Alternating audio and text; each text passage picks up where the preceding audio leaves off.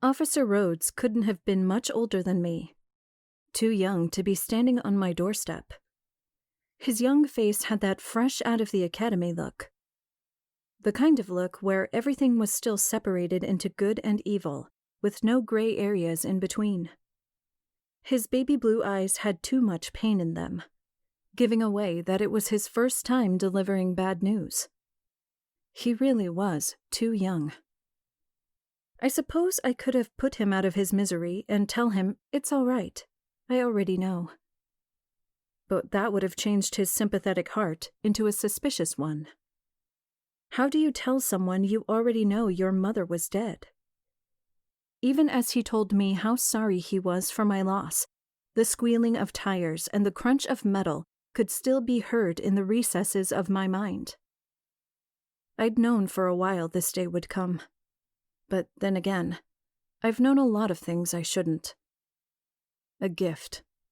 That's what my mother had always called it. To be able to witness it all before it ever happened. Maybe if it had told me the lottery pick for that week or helped me pass a chemistry test, then maybe, just maybe, I wouldn't have minded.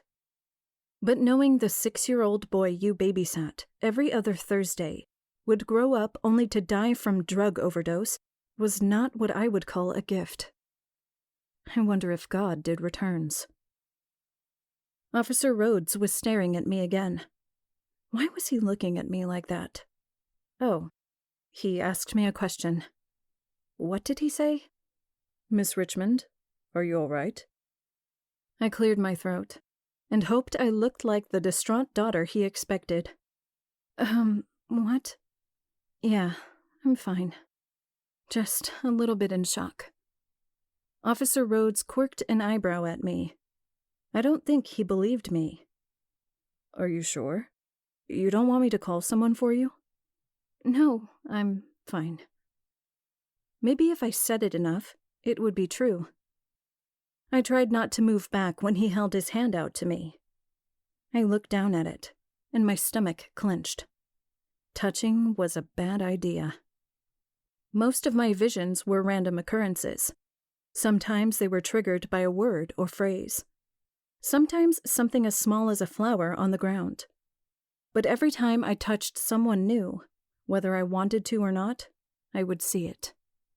Death. More often than not, my visions are always about death. Theirs or someone they love, and never just as simple as when, but how. If they are going to die drowning, that's where I'd find myself. Submerged, lungs burning as I struggled to find the surface. And the fear. The gut-clenching, throat-closing fear that always washed over me. I wasn't brave. I didn't pretend to be. Was everyone afraid to die? I didn't know. But never have I had a vision where someone was dying with a smile on their face and joy in their heart. Yes, I knew fear very well, and the hand stretched out to me encompassed the very definition of my fear.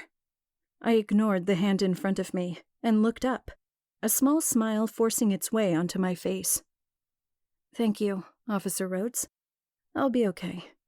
I have people to call. He hesitated for a moment, but then, with great reluctance, withdrew his hand. The clenching in my stomach relaxed a bit.